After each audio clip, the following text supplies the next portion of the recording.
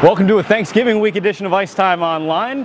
Later on, we'll have the second part of the interview with Ed Belfour, as Dave Eminian sat down with him earlier last week, and we'll also talk to some guys about their Thanksgiving Day traditions. But right now, last week, we brought you into the hockey operations side of things. We talked to the Rivermen general manager, Kevin McDonald. The week before, we talked to Davis Payne, got you in the coaching side of things. Only one more domain left to tackle, and that's on the ice. And we'll start with the fighting aspect of hockey, because that's what a lot of people are excited about. And I got the resident enforcer with the Rivermen, Mitch Love, here with me to talk about some of the finer points of dropping the gloves, the guy who fought more than anybody else in pro hockey last year. Mitch, you want to fight? Well, I don't know. Do you want to? Not really. But, all right. So the first thing is, and this is the biggest thing, I guess, is the mental part of fighting. Just because if I'm going to get in a fight with you, the biggest thing on my mind is to not get punched in the face. Oh! Couple of great rights by Love, and Harvey took him right on the chin. You know, some guys got what they call rock heads, and some guys have mush heads. Some guys can take a punch, some guys can't. But like you said, when you go into a fight, you got to expect yourself it's going to get hit at least once or twice in that bout. So you got to be prepared for that, but at the same time, you don't want to cheat yourself by going into that fight and you know, put yourself down mentally going against a different opponent. Yeah, usually, you know, it's you know who's on the other team that's willing to do the same part you're going to do, and you know, you might line up in the draw and you look over at them and say, hey, I'm going to do this tonight, or we're going to do this right now. The guy will usually say yes or no, or you know, you got to respect the fact that, you know, you got to look at the scoreboard during the game. Is it beneficial to your team? Is it beneficial to their team? That's how you got to look at it. Want to go Burks or what? Not really, but okay. Some guys like to square off, take off the stuff, take off the helmets, protect the hands, and just do-si-do a little bit. Do-si-do a little bit. Go around, go around. Now, what are you looking for here? I mean, who's going to go first? Well, you kind of just lean, you kind of watch. I always watch a guy's hands, I watch his eyes, just to see what he's doing. I'm not the biggest guy in the world, so I kind of got to, you know, be a little more careful than others, but yeah. I'll try to watch his more dominant hand, grab onto that. Okay. Say that, I'm going to say, you're right, it's your dominant hand. He's right. With me it is too. So I grab on there, now you try to throw a punch. Can't do anything. Much there. Yeah. So then, I mean, I mean, your opponent's going to try to grab on the other side too. So, you know, you try to eliminate that from happening. So you got your arm cocked back and can do some damage. Strachan's got the size advantage. Burke came with a right. Strachan's helmet's still on. Love a good right. Kearns is staying up, but that's all he's doing as Love throwing some right hands in there. Oh, Love came free. Couple of rights by Love. Love uppercut over the top of the view. You know, one of the things that I've seen a lot lately in the last couple of years is the development of this left-handed jab. When you've got a guy here who's just kind of giving those shots to the face. Now that's just something to kind of get a guy a little bit maybe off his game and try and stop you from doing that and open up something else. Yeah, I think you know, some guys, like you said, more and more in the game nowadays, the guys are doing that. I think they're just kind of trying to rock guys off their feet a bit, kind of get them a little wobbly, and then come across with a right or a left. And personally, for me, it kind of gets me more distracted than anything. You know, if I'm doing it, I feel like as if I'm, you know, not as dominant with my right hand. So I just try to hold on to the one guy's hand. I mean, but like I said, everybody has a different way of scrapping, and that's just part of the game. What happens if I come in left-handed?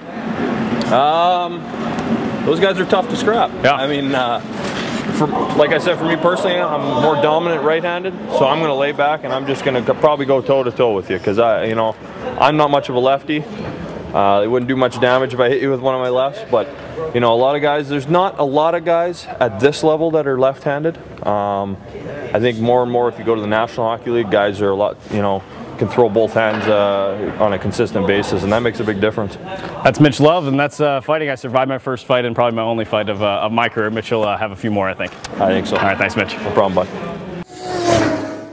Ice Time Online here, Thanksgiving week, and we're in the Rivermen locker room. We're going to talk to some guys about their traditional Thanksgiving table. You know, growing up in Canada, we have these things called pierogies, which are pretty much a pasta shell with potato in the inside with some cheese, and you load it up with sour cream, onions, bacon, pretty much all the stuff that's good for you. top it off with some cranberry sauce or whatever you choose, and then you know, you have the yams, sweet potatoes, pumpkin pie, my favorite part, and you know, good friends, good times. Someone would bring a dish that got a lot more attention than the other dishes. I remember one year I had an aunt that I won't mention her name, but the gravy was a little thicker than normal. It was actually looked more like a meatloaf, and I remember people trying to cut it with knives and stuff like that. And there was a weird marshmallow mixed with carrot shaving dish with Jello. I'm not sure if that was a dessert or a salad. So it was always interesting to see which family member would mess up their dish and get roused about it for Sunday dinners for the rest of the year. Ed Belfour has been one of hockey's most successful and decorated goalies.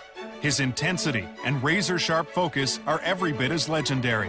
Yeah, you're 44 years old, but you still had that itch to play back at the beginning of the summer. You had some things you were considering, didn't you? Yeah, of course. I don't think that'll ever leave. That's the biggest part for me, is I miss that. I always feel like I still want to be out there, but you know, at the same time, I'm getting older, and you got to make some wise decisions. I think this is a good role for me, you know, moving out of playing and still keep in touch with the game, and I get a chance to help some young guys try and reach their goals. Now, I'd be remiss not to say something about Game 4. And you know where we're going here. The infamous interference goal that ended that playoff series against the Blues and Blackhawks. Well, the series obviously didn't go our way in Chicago. I think it was Brett Hall behind the net interfered with me, and you know, it was one of those plays that happens during playoff hockey once in a while. I felt cheated on the play. The ref was standing right there. I think it was Schick.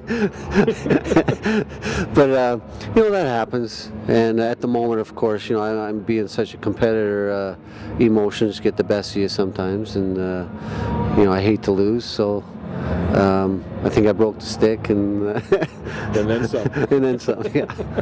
It doesn't get any better than this.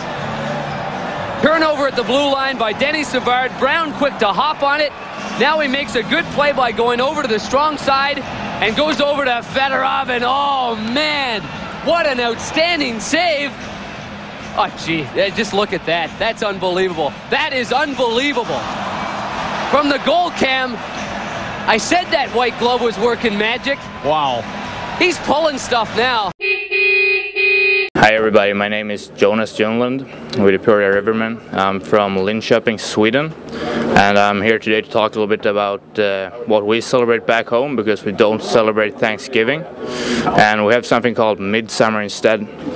It's something about we kind of dress up a tree which we dance around when we get drunk, and then we eat fish in different kind of flavors, and like fresh potatoes and potato salads and stuff like that. Traditional Thanksgiving dinner for us is some lamb, obviously turkey, some gravy, shoe this year for Thanksgiving. We got another one coming our way from Jan. We have the sweet potatoes. We have mashed potatoes, gravy. Like I said, we have ham. My mom makes graham cracker cake, requested by myself, and green bean casserole, and a shirt coming my way. So that's about it for Thanksgiving.